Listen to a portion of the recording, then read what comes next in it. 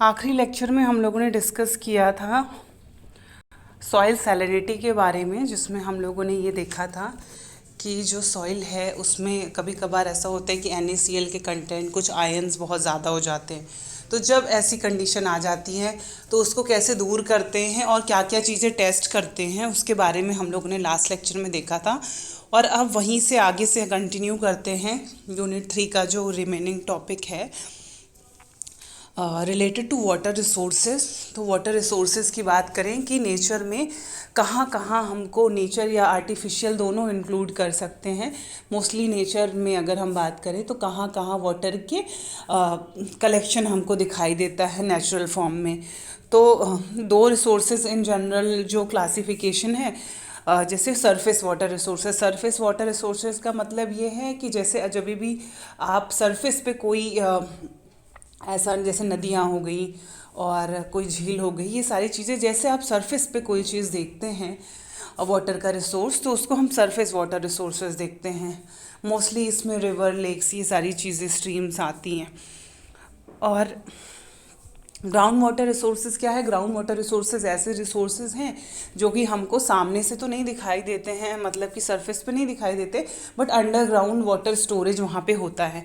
तो ऐसे दो मोस्टली रिसोर्सेज की हम बात करते हैं। तो जब हम लोग वाटर का क्लासिफिकेशन करते हैं तो हम ये देखते हैं कि पूरी दुनिया में जो 75% वाटर है वो सैलाइन है। उसके बाद जो बचा उसमें से बहुत सारा जो वाटर है वो आइस कैप और ग्लेशियर के फॉर्म में है, और कुछ वाटर जो है वो रिवर्स में है, सरफेस चैनल्स में है, कुछ ग्राउंड वाटर है। कौन सा यूजेबल है, क्योंकि सैलाइन वाटर तो हम यूज़ नहीं कर सकते जो समुद्रों का पानी है, तो कौन सा यूजेबल है। जैसे फ्रेश वाटर की बात करें वो 2.7% है। तो इस तरीके से कहाँ कहाँ रिसोर्सेज हैं उसी की बात कर रहे हैं। फिर आती है पॉन्ड्स की बात, किस चीज़ को हम पॉन्ड कहते हैं। लेकिन अगर जैसे कि वाटर का ही एक कलेक्शन है, रिसोर्स है, बट उसका एरिया कम है, लाइक 1 मीटर स्क्वायर से 2 हेक्टेयर के बीच में है, तो जैसे छोटा सा किसी पर्टिकुलर एरिया में अगर हम देखें तो हम देखते हैं कि पानी इकट्ठा है तो हम कहते हैं तालाब है। तो उसकी साइज़ का जो वेरिएशन है मोस्टली 1 मीटर स्क्वायर से 2 हेक्टेयर होता है इन जनरल। और कितना वाटर होल्ड कर सकता है अपने एरिया के अकॉर्डिंग, जितना वॉल्यूम होगा उतना वाटर होल्ड कर सकता है। गांव वगैरह में भी मतलब आर्टिफिशियल भी तालाब बनाए जाते हैं, और कई बार ऐसा होता है कि नेचर में भी कुछ कुछ एरिया में जहाँ भी वाटर कलेक्ट हो जाता है तो उसको हम पॉन्ड का नाम दे देते हैं। उसके बाद लेक आती है। लेक भी एक ही तरीके का वाटर स्टोरेज स्ट्रक्चर है जिसका एरिया होता है और ज़्यादा होता है, जहाँ पे वाटर स्टोर रहता है। तो इसमें जैसे किसी पर्टिकुलर अलग अलग शहरों में अलग अलग तरीके की लेक होती हैं। कश्मीर में जैसे बहुत सारे वूलर लेक और भी बहुत सारी लेक फेमस हैं। तो लेक का पर्पस क्या होता है कि बहुत जैसे ट्रांसपोर्टेशन के लिए, जैसे शिप वगैरह चल रही है, ट्रांसपोर्टेशन के लिए नाव वगैरह चल रही है, उसका यूज़ कर सकते हैं। अगर वाटर क्लीन है तो उसके पोर्टेबल पर्पस से यूज़ करते हैं, और मतलब जानवरों के लिए यूज़ करते हैं, बहुत सारे पर्पस के लिए होता है। फ्रेश वाटर का रिसोर्स होता है ये। उसके बाद अगर हम बात करें जैसे कि रिज़र्वॉयर की, रिज़र्वॉयर एक ऐसा स्ट्रक्चर होता है, ये मैन मेड हो सकता है और नेचुरल भी हो सकता है, जहाँ आप वाटर को स्टोर करके रखते हैं किसी पर्पस के लिए, और जब ज़रूरत हो आप उसमें से वाटर ले सकते हैं। नेचुरली फॉर्म हो गया है कहीं वाटर स्टोरेज के फॉर्म में तो भी उसको रिज़र्वॉयर कहेंगे, या हम बना रहे हैं आर्टिफिशियल स्ट्रक्चर, उसको भी हम रिज़र्वॉयर कहेंगे। तो नेचुरल लेक की अगर हम बात करें तो वो भी एक तरीके का रिज़र्वॉयर है, क्योंकि वहाँ पे भी वाटर कलेक्ट हो सकता है। उसी तरीके से और भी मैन मेड टैंक्स या बहुत बड़े बड़े डैम्स जो बनाए जाते हैं उसमें रिज़र्वॉयर्स होते हैं, जिसमें यहाँ पे वाटर कलेक्ट किया जाता है, और भी बहुत सारी एक्टिविटीज़ होती है। पर्पज़ ऑफ रिज़र्वॉयर की अगर हम बात करें तो पर्पज़ क्या है रिज़र्वॉयर का, जब भी जैसे हम देखते हैं कि रिवर में हमेशा कभी बहुत ज़्यादा पानी रहता है, जैसे बारिश हुई तो बहुत ज़्यादा पानी हो गया, और बारिश ख़त्म हुई तो पानी नहीं है। तो रिजर्वायर का पर्पस क्या है, जो भी एक्सेस वाटर आ रहा है उसको हम स्टोर कर लें, और जब पानी नहीं है, जब पानी की कमी है, तो उस पानी की कमी को पूरा करने के लिए इन जनरल यहाँ पे इसका पर्पस ये होता है। जहाँ भी सूखा पड़ जाता है वहाँ पानी डिस्ट्रीब्यूट करने के लिए, कि पता चला कि बारिश का सीज़न तो ठीक है, बारिश का सीज़न गया तो उसके बाद पानी की बहुत ज़्यादा कमी होगी, तो इसलिए रिजर्वायर बनाए जाते हैं, या इस वजह से भी रिजर्वायर कहीं भी इकट्ठा पानी करके रखा जाता है, यही पर्पस होता है इसका। और इस तरीके से फ्लड को भी कंट्रोल किया जा सकता है, क्योंकि जब एक्सेस वाटर आप स्टोर कर ले रहे हैं तो फिर एक तरीके से फ्लड में भी कमी आती है, तो ये भी पर्पस है। टाइप्स ऑफ रिजर्वायर की बात करें तो किस पर्पस के लिए बनाया जा रहा है, कहाँ बनाया जा रहा है, जैसे वैली डैम्ड है तो किस एरिया में बनाया जा रहा है, हाई एलिवेशन पे, लो एलिवेशन पे, ठीक है। अगर माउंटेन्स के बीच में बनाया जा रहा है, वैलीज़ के बीच में, तो उसको वैली डैम्ड कहते हैं। फ्लड कंट्रोल के लिए बनाया जा रहा है कि बहुत बाढ़ आ जाती है, पानी बहुत ज़्यादा हो जाता है तो हम इसको स्टोर कर ले कहीं पे, तो उसको फ्लड कंट्रोल रिजर्वायर कहते हैं। स्टोरेज रिजर्वायर फ्लड कंट्रोल में आते हैं, और रिटार्डिंग रिजर्वायर आते हैं। तो इसमें क्या होता है कि बहुत हाई फ्लो को हम कम करने के लिए रिटार्डिंग में यूज़ करते हैं, और स्टोरेज में पानी को स्टोर करने के लिए यूज़ करते हैं। डिस्ट्रीब्यूशन रिजर्वायर और सर्विस रिजर्वायर ये इसलिए यूज़ होते हैं कि जब हमको डिस्ट्रीब्यूट करना होता है वाटर को फॉर अ पर्पस, कि जैसे मान लो इरिगेशन के लिए कैनाल वगैरह निकालनी है, या किसी और पर्पस से अलग अलग जगहों पे वाटर डिस्ट्रीब्यूट करना है, तो वहाँ पे हम देखते हैं कि डिस्ट्रीब्यूशन रिजर्वायर का यूज़ होता है। मल्टीपर्पज़ रिजर्वायर है कि जैसे अभी हमने देखा कि बहुत सारे पर्पस के लिए रिजर्वायर यूज़ हो रहा है, तो एक रिजर्वायर ऐसा बना दिया जो फ्लड भी कंट्रोल कर ले, जो डिस्ट्रीब्यूशन के भी काम आए, और वो जो हर तरीके से बेनिफिट दे पाए, उसको हम मल्टीपर्पज़ रिजर्वायर कहते हैं। पावर जनरेशन भी इसमें होता है, बहुत सारी चीज़ें हैं डैम के फॉर्म में, तो इसको हम मल्टीपर्पज़ रिजर्वायर कहते हैं। अब डैम के बारे में आपको पता है कि डैम किस लिए यूज़ होता है, इलेक्ट्रिसिटी जनरेट करने के लिए यूज़ होता है। ये होता है एक टाइप का रिजर्वायर जहाँ पे वाटर कलेक्ट होता है, और वो कलेक्टेड वाटर का हम यूज़ करते हैं, उसको हाई वेलोसिटी देते हैं, और टरबाइन रोटेट करती है जिसकी वजह से इलेक्ट्रिसिटी जनरेट होती है। तो यहाँ पे दोनों पर्पस पूरे होते हैं। डैम और रिजर्वायर में क्या डिफरेंस है, तो जैसे मैंने अभी बता दिया कि पर्पस का डिफरेंस है, हाइड्रो पावर जनरेट करने के लिए यूज़ किया जा रहा है, और रिजर्वायर है तो बस रिजर्वायर को वाटर स्टोरेज के लिए यूज़ किया जा रहा है। कई बार ऐसा होता है कि दोनों एक में होते हैं, कई बार अगर रिजर्वायर को अलग से क्लासीफाई करें तो जहाँ भी पानी बहुत सारे क्वांटिटी में कलेक्ट है, या लेक की बात करें तो उसको भी रिजर्वायर कहा जाएगा, लेकिन उसको डैम नहीं कहा जाएगा। तो डैम जो होता है मोस्टली ये आर्टिफिशियल होता है, रिजर्वायर नेचुरल भी हो सकता है, आर्टिफिशियल भी हो सकता है। तो तरह तरह के पर्पस के हिसाब से देखिए तो डैम और रिजर्वायर में डिफरेंस होता है।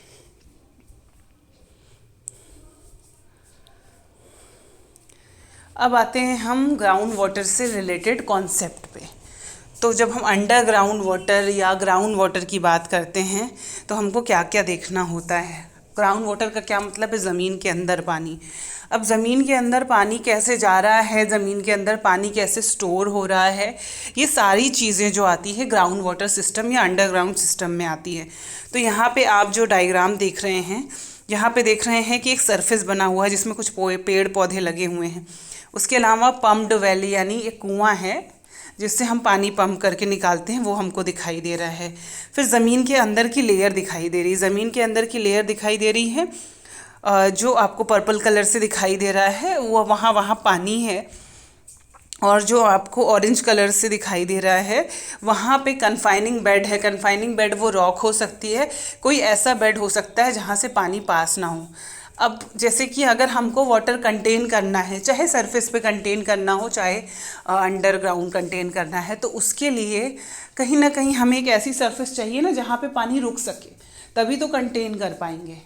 तो उसी तरीके से ज़मीन के अंदर भी ऐसे बहुत सारी लेयर्स होती हैं जहाँ पे पानी रिटेन कर जाता है। तो ऐसी लेयर्स को हम कहते हैं एक्वीफर। तो एक्वीफर में होता क्या है कि कन्फाइनिंग बेड उसके नीचे लगा होता है। तो कन्फाइनिंग बेड में क्या होता है, सारा वाटर वहाँ पे उसके ऊपर स्टोर होता रहता है एक्वीफर में। और जब भी हमें पानी की ज़रूरत होती है तो हम कुआं खोदते हैं और वहाँ से पानी को एक्सट्रैक्ट कर लेते हैं। तो ये एक्वीफर्स में ही पानी सारा स्टोर होता है। तो इसमें दो एक्वीफर्स आपको दिखाई दे रहे हैं जहाँ पे कन्फाइंड और अनकन्फाइंड एक्वीफर है। तो अभी दोनों को समझेंगे आगे कि क्या होता है कन्फाइंड एक्वीफर, क्या होता है अनकन्फाइंड एक्वीफर। उसके पहले हमें देखना है कि जोन कौन कौन से होते हैं ज़मीन के अंदर। ज़मीन के अंदर की बात करें, जो सबसे ऊपर का जोन होता है उसको हम सॉइल जोन या अनसैचुरेटेड जोन कहते हैं। अनसैचुरेटेड जोन का मतलब क्या है कि पानी वहाँ पे पूरी तरीके से नहीं है, थोड़ा बहुत मॉइस्चर हो भी सकता है, नहीं भी हो सकता है। तो ऊपर जैसे प्लांट दिख रहे हैं आपको, कुछ दूरी तक सॉइल होगी, अनसैचुरेटेड जोन होगा। जहाँ से आपका ग्राउंड वाटर स्टार्ट होगा वहाँ से सैचुरेटेड जोन स्टार्ट हो जाएगा। तो सैचुरेटेड जोन क्या है? जहाँ पे जो सॉइल है सारे वॉइड्स उसके पानी से भरे हुए हैं, यानी पूरी तरीके से पानी भरा हुआ है, तो उसको हम क्या बोल रहे हैं? सैचुरेटेड जोन बोल रहे हैं। और यही ग्राउंड वाटर है। जैसे हम कहते हैं ना कि इतनी गहराई पे पानी मिला, तो इतनी गहराई पे पानी मिला का मतलब ये है कि इतने नीचे हमको वाटर टेबल मिल रही है, इतने नीचे से ग्राउंड वाटर शुरू हो रहा है। उसके पहले क्या है? केवल मिट्टी है या थोड़ा बहुत पानी है मिट्टी में। तो दो जोन हैं, जोन ऑफ एरेशन या अनसैचुरेटेड जोन, दूसरा है जोन ऑफ सैचुरेशन या ग्राउंड वाटर जोन कह सकते हैं। ठीक है, तो अब अनसैचुरेटेड जोन में सॉइल जोन आता है और कैपिलरी फ्रिंज आता है। अब सॉइल जोन क्या है? जैसे अगर हम प्लांट की बात करते हैं, प्लांट के रूट्स जहाँ तक पेनिट्रेट होते हैं, ऐसा कोई कंपलसरी नहीं है ये डेफिनेशन, बट कह सकते हैं कि एक पर्टिकुलर थोड़े दूर तक का जो जोन है उसको सॉइल जोन कहते हैं। और बचपन में हम लोगों ने एक कैपिलरी फिनोमेना पढ़ा था कि जब कभी भी कोई एक पानी के कंटेनर में एक पतली सी ट्यूब डाली जाती है तो पानी जो होता है उस ट्यूब में ऊपर चढ़ जाता है। तो ऊपर पानी क्यों चढ़ जाता है? क्योंकि कैपिलरी एक्शन हो जाता है, एडहेशन फोर्स की वजह से। तो जब हमें ये चीज़ पता है, उसी तरीके से जो सॉइल के जो पोर्स होते हैं, सॉइल के बीच में जो गैप होता है, वो एक तरीके से ट्यूब का काम करता है। और उसकी वजह से कैपिलरी एक्शन की वजह से कई बार क्या होता है, ग्राउंड वाटर जोन से या सैचुरेटेड जोन के ऊपर भी हमें पानी देखने को मिलता है, उसको हम बोलते हैं कैपिलरी फ्रिंज। और सॉइल जोन और कैपिलरी फ्रिंज के बीच का जो एरिया है उसको इंटरमीडिएट जोन कहते हैं। तो ये तो हो गया जोन ऑफ एरेशन का पार्ट। दूसरा है जोन ऑफ सैचुरेशन, जहाँ पे आपको ग्राउंड वाटर मिलेगा। तो ग्राउंड वाटर का थोड़ा सा कॉन्सेप्ट आपको पता करने के लिए ये जोन्स के फॉर्म में बताया गया। ग्राउंड वाटर कहाँ इकट्ठा होता है? तो हम बात करते हैं एक्वीफर्स में इकट्ठा होता है। एक्वीफर्स क्या होते हैं? एक्वीफर्स एक ऐसे स्ट्रक्चर होते हैं जहाँ पे पानी रुका रह सकता है। जैसे सरफेस में क्या है, नदियों में पानी बह रहा है तो नदी कंटेन कर पा रही है, या लेक कोई है या कुछ भी है, पॉन्ड है, वो कंटेन कर पा रहा है पानी को। उसी तरीके से ज़मीन में भी कोई स्ट्रक्चर होना चाहिए जो वाटर कंटेन कर पाए। तो ऐसा स्ट्रक्चर एक्वीफर कहलाता है। तो इसको हम वाटर बियरिंग परमिएबल स्ट्रक्चर कहते हैं। परमिएबल का मतलब क्या होता है कि जो पानी को पास करा पाए, तो उसको हम परमिएबल स्ट्रक्चर कहते हैं।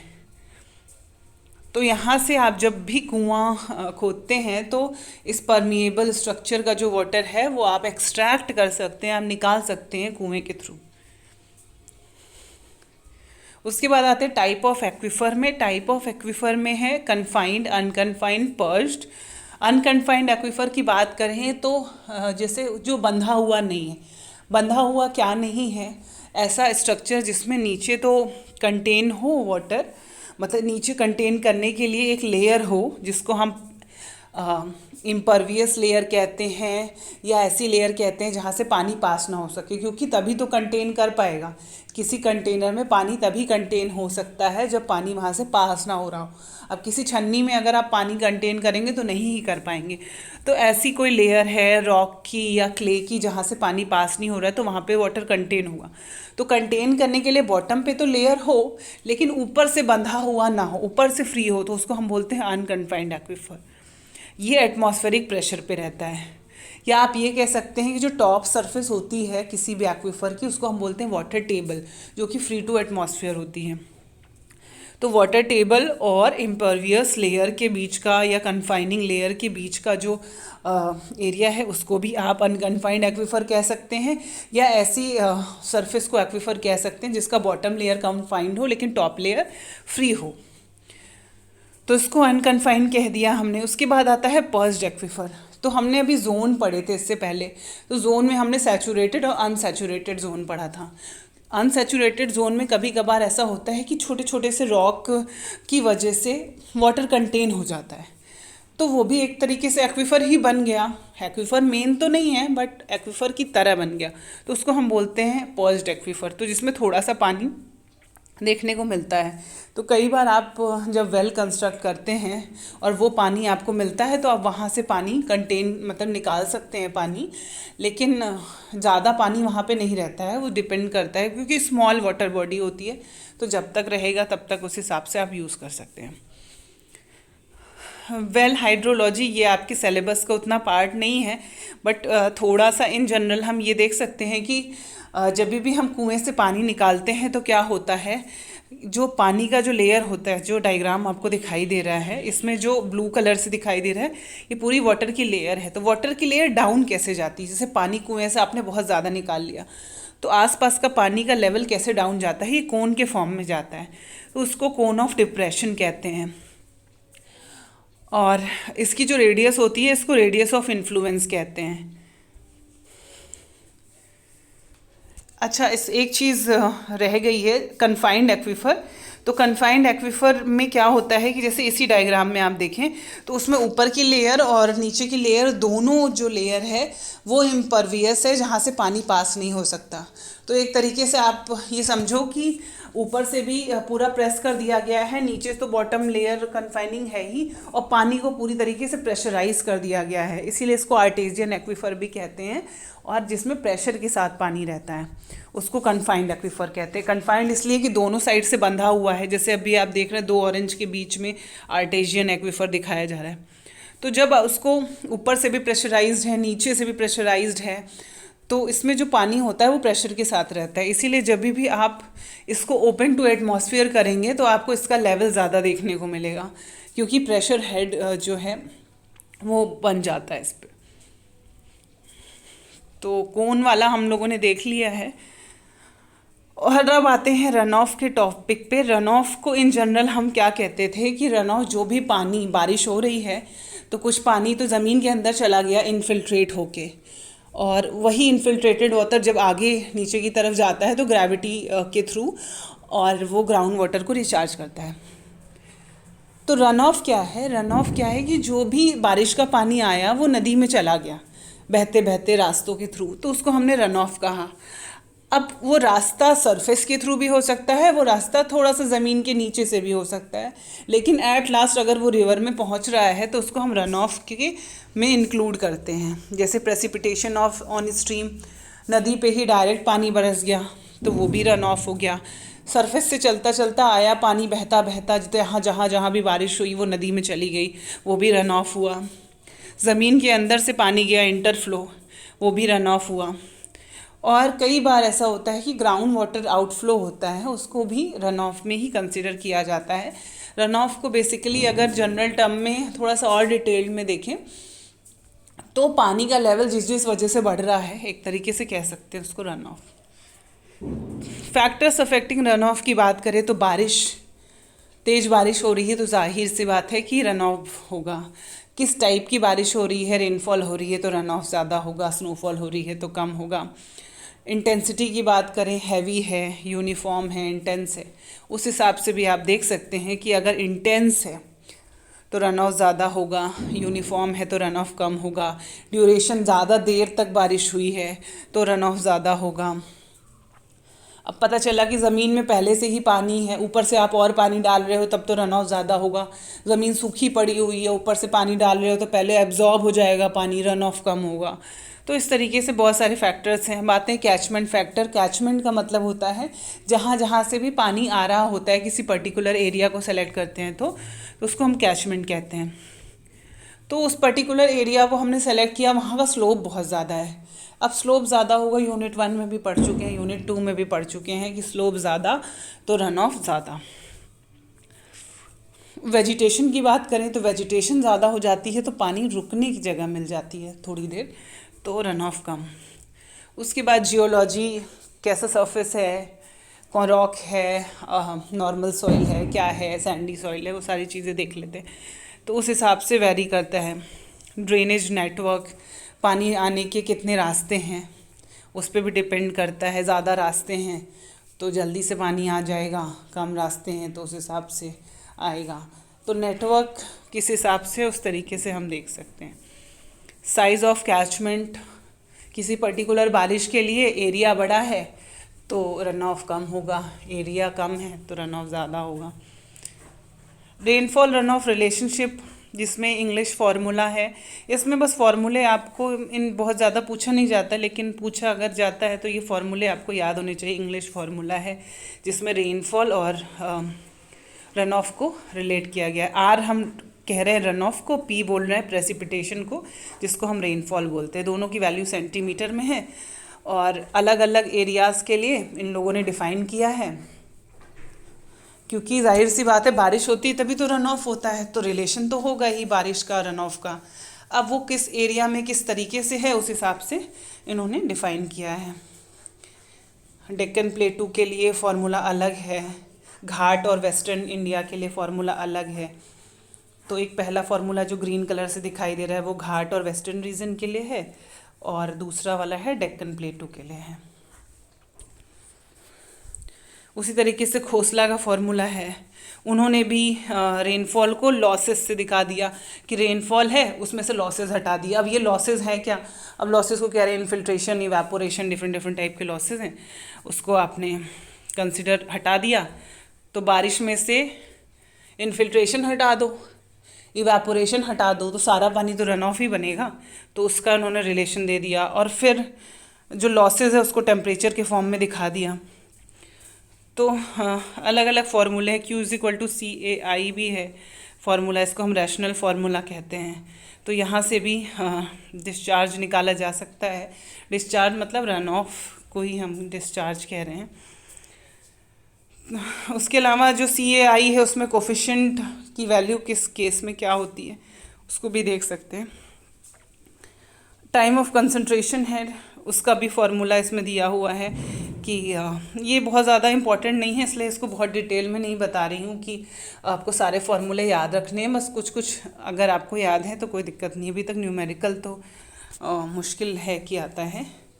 वर्ल्ड वाटर बैलेंस की बात करें तो जैसे मैंने अभी थोड़ी देर पहले बताया भी कि पानी का डिस्ट्रीब्यूशन अर्थ पे कैसे कैसे है, उसी को वर्ल्ड वाटर बैलेंस कह रहे हैं। तो उसको दोबारा से रिपीट नहीं करूँगी, आप डायग्राम में देख सकते हैं। अब आता है वाटर हार्वेस्टिंग। वाटर हार्वेस्टिंग का मतलब क्या है कि वाटर को अपने पर्पस के लिए स्टोर करना। और बारिश का पानी है, बारिश का पानी आपने स्टोर कर लिया, या कोई और वाटर है आपने किसी पर्पस के लिए स्टोर कर लिया, उसको हम वाटर हार्वेस्टिंग कहते हैं। कलेक्ट आप कर रहे हैं पानी को अपनी ज़रूरत के हिसाब से। तो वाटर हार्वेस्टिंग में रेन वाटर हार्वेस्टिंग आता है मोस्टली। और रेन वाटर हार्वेस्टिंग में भी जो अभी शहरों में चल रहा है रूफटॉप वाटर हार्वेस्टिंग, जिसमें छत पे पानी इकट्ठा करते हैं, उसको पाइप के थ्रू डिस्ट्रीब्यूट करा देते हैं और एक किसी कंटेनर में स्टोर कर लेते हैं। अब उसको हमको जिस भी पर्पस के लिए यूज़ करना है पर्पस के लिए यूज़ कर सकते हैं, रिचार्ज कर सकते हैं। तो वाटर हार्वेस्टिंग स्ट्रक्चर, बहुत सारे ऐसे गांव थे जहाँ पे पानी की कमी हो गई थी, वहाँ पे क्या किया जाता था, बारिश के पानी को स्टोर कर लिया जाता था, उसको अलग अलग कामों के लिए यूज़ किया जाता था। तो इम्पोर्टेंस तो बहुत है हर तरीके से कि जहाँ पानी नहीं है वहाँ पे बहुत ज़्यादा फ़ायदेमंद है। पीने के लिए भी साथ साथ में खेती वगैरह भी कर सकते हैं, जैसे आप किस मात्रा में स्टोर कर रहे हैं तो इसके लिए अच्छा है। और हार्वेस्टिंग बहुत सारे पर्पस हैं, क्वालिटी इम्प्रूव करना, सूखा होने से बचाना, बहुत सारी चीज़ें हैं। जहाँ पे पानी की रिसोर्सेज नहीं है वहाँ पे अच्छा रहता है ये। इरोज़न को भी कम करता है क्योंकि रन ऑफ कम बनेगा, क्योंकि बारिश के पानी को अगर आपने स्टोर कर लिया तो रन ऑफ कम बनेगा, तो यहाँ भी फ़ायदा हमको मिलता है। और जो स्टॉर्म वाटर ड्रेनेज है, बहुत सारी नालियाँ बनाई जाती हैं बारिश का पानी निकलने के लिए, तो उसको भी चोक होने से बचाता है। बहुत सारे फ़ायदे हैं। ग्राउंड वाटर के लेवल को बढ़ाता है। वाटर हार्वेस्टिंग की बात करें तो रेन वाटर हार्वेस्टिंग है वो सरफेस पे भी हो सकती है। जैसे एक तालाब बना लिया, अब तालाब में बारिश हुई, सारा पानी इकट्ठा हो गया, अब उसको आपने अलग अलग पर्पस के लिए यूज़ कर लिया, रिचार्ज भी हो सकता है उससे और आपके काम आ सकते हैं। छत पे पानी कलेक्ट कर लिया, किसी पर्टिकुलर छोटे से एरिया में कलेक्ट कर लिया, तो जिस जिस पर्पस के लिए आप यूज़ कर रहे हैं, खेती के लिए, वाटर कंटेन करने के लिए, रन ऑफ रोकने के लिए, उस पर डिपेंड करता है। फ्लड वाटर हार्वेस्टिंग और ग्राउंड वाटर हार्वेस्टिंग भी एक पार्ट है। फ्लड वाटर हार्वेस्टिंग में क्या होता है कि जब बारिश बहुत ज़्यादा आती है तो पानी को कलेक्ट कर लिया जाता है और फिर उसका यूज़ किया जाता है अलग अलग पर्पस के लिए। ग्राउंड वाटर हार्वेस्टिंग में भी ग्राउंड वाटर को अलग अलग जगह पे स्टोर किया जाता है फॉर अ पर्पस।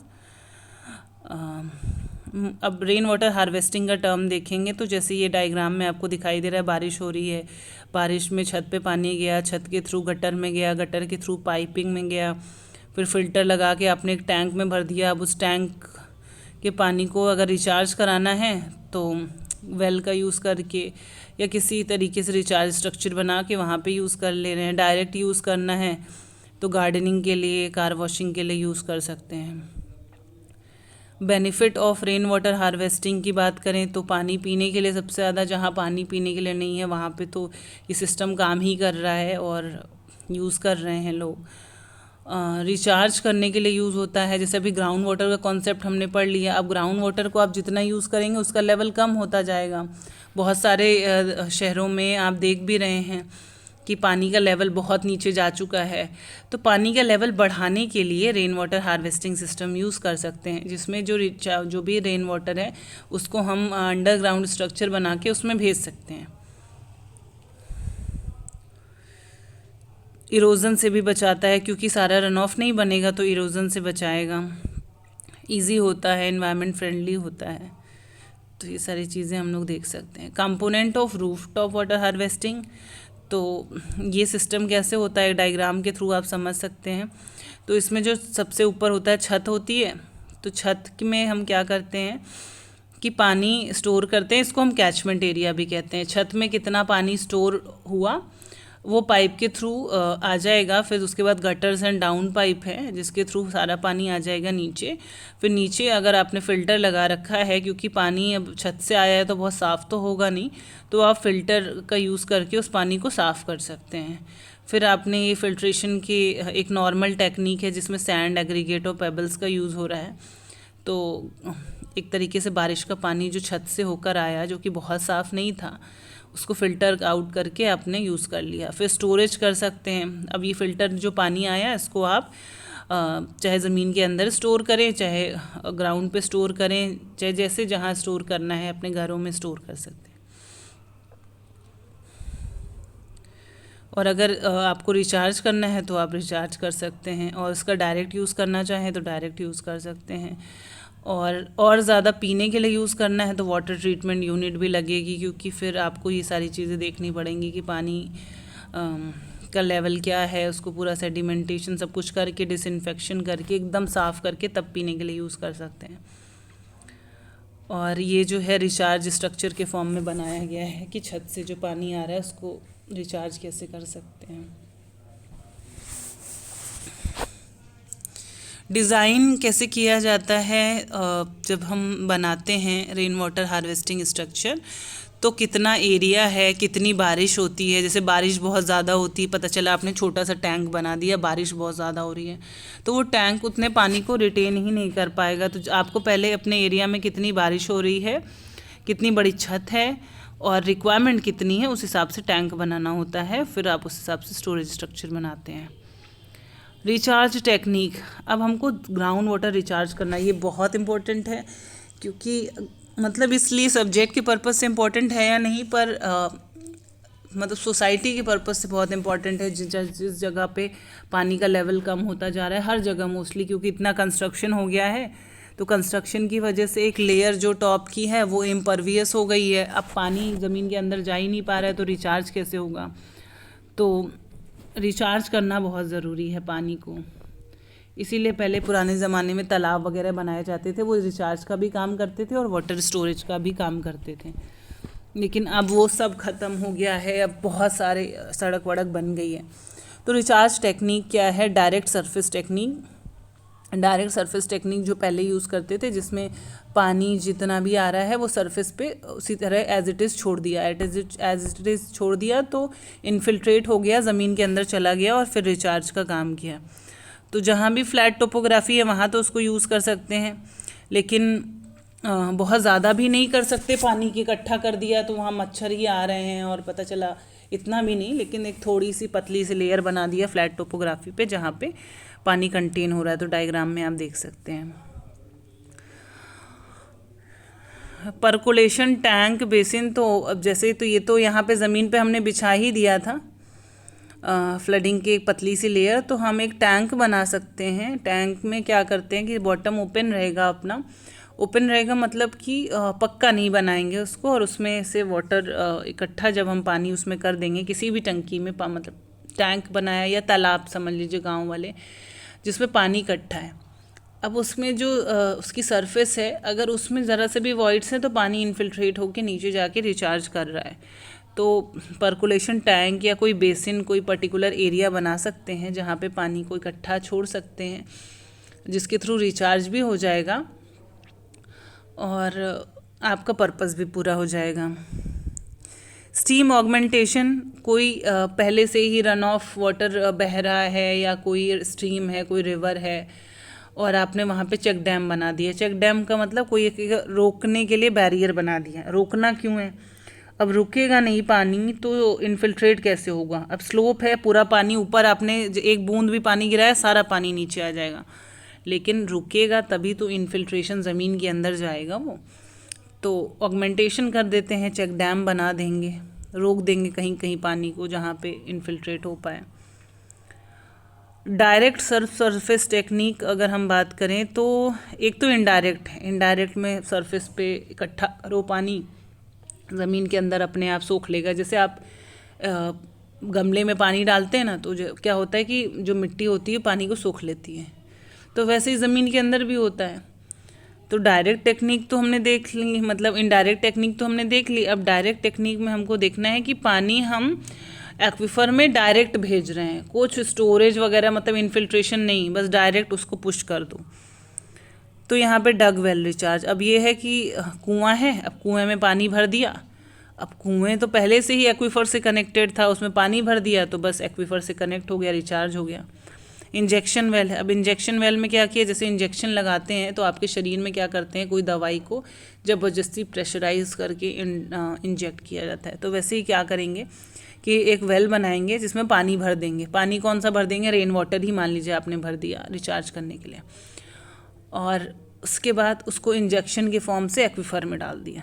तो ठीक तो है, ये पानी यूज़ हो जाएगा, लेकिन उसके इंजेक्शन लगाने के लिए भी आपको इन्फेक्शन वगैरह ना हो ये देखना पड़ता है।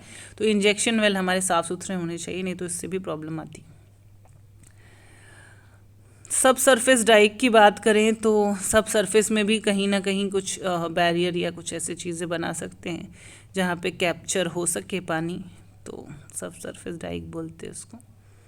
तो इंजेक्शन वेल का डायग्राम है, यहाँ पे आप देख रहे हैं ऊपर से पानी इंजेक्ट किया जा रहा है जो कि एक्विफर में जा रहा है।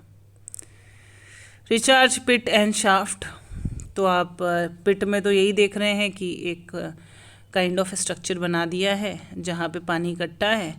अब नीचे का जो सरफेस है वो परमिएबल है, तो पानी इन्फिल्ट्रेट होकर अंदर चला जाएगा। दूसरे में शाफ्ट के फॉर्म में बना दिया है, तो आप ऊपर वाला डायग्राम पिट का है, नीचे वाला शाफ्ट का है, जिसमें आपको एक तरीके से कुएं की तरीके से ही दिख रहा है, जहाँ पे पानी इकट्ठा है वो भी परवियस स्ट्रक्चर में इन्फिल्ट्रेट होके मूव कर रहा है। और इंड्यूस्ड रिचार्ज है। इंड्यूस्ड रिचार्ज का मतलब क्या है कि नदी के बगल में कुआं खोदना, तो कहीं ना कहीं प्रेशराइज होते होते होते होते अपने आप जो नदी का पानी है वो चला आएगा कुएं में। लेकिन इसमें क्या बेनिफिट है, क्योंकि क्या होता है कि ना जो रेन वाटर होता है जो बहुत सारी मिट्टी के लेयर से छनता हुआ जब नीचे जाता है तो वो क्लीन हो जाता है। तो यहाँ से एक्वीफर को ज्वाइन करेगा तो एक्वीफर की जो रिचार्ज है वो हो पाएगी। चेक डैम एक बैरियर स्ट्रक्चर होता है जो कि रिवर्स में लगाया जाता है। अलग अलग टाइप का हो सकता है, अलग अलग मटेरियल का हो सकता है। चेक का मतलब होता है रोकना, तो पानी चल रहा है, पानी को रोक दो। और कैसे रोक सकते हैं और रोकने का पर्पस क्या है? रोकने का पर्पस बहुत सारा है। रोकने का पर्पस इन्फिल्ट्रेशन है, रोकने का पर्पस रन ऑफ को कम करना है, रोकने का पर्पस है कि वाटर हेड बढ़ा दो और कैनाल में वाटर नहरों में भेज दो। तो बहुत सारा पर्पस है। तो चेक डैम अलग अलग वाटर को डायरेक्शन देने के लिए, बहुत सारे पर्पस के लिए, वाटर हार्वेस्टिंग के लिए यूज़ किए जाते हैं। ग्राउंड वाटर रिचार्ज करने के लिए भी यूज़ किए जाते हैं। अलग अलग साइज़ के, अलग अलग मटेरियल के मिलते हैं हमको देखने को। एडवांटेज और डिसएडवांटेज क्या है? वाटर स्पीड स्लो हो जाती है, गली फॉर्मेशन को रोकता है। जब हम गली इरोजन पढ़ रहे थे तो वहाँ पे हमने बहुत सारे टाइप के डैम देखे थे। चेक डैम ही थे वो सारे, जो लकड़ी वाले जो डैम देखे थे, वुडन स्लैब और प्लैंक वाला और रॉक वाला, अलग अलग टाइप जितने भी देखे थे वो एक तरीके से चेक डैम का ही काम कर रहे थे। रिचार्ज करने के लिए काम आते हैं और सैलिनिटी को कम करने के लिए काम आते हैं, सेडिमेंट रिड्यूस करने के लिए काम आते हैं। तो बहुत सारा इसका एडवांटेज है।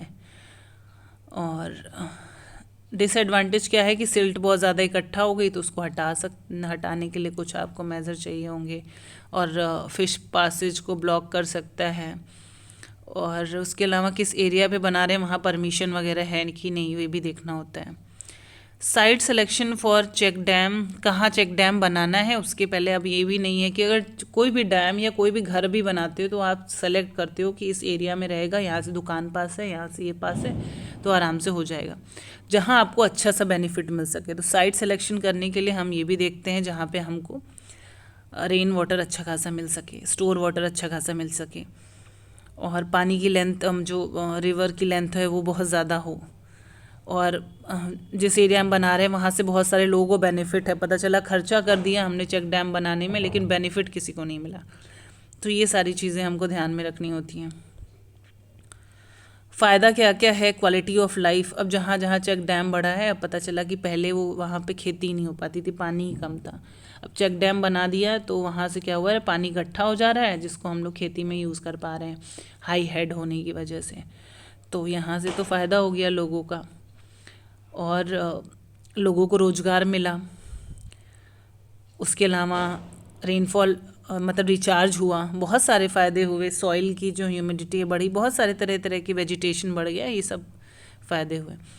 तो यहाँ तक जो है यूनिट 3 है। यूनिट 3 का पूरा कंटेंट हो चुका है जो कि 2 वीडियोज़ में है। इसके पहले वाला एक वीडियो और ये वाला वीडियो, और इसके बाद जो है हम यूनिट 4 डिस्कस करेंगे। Thank you.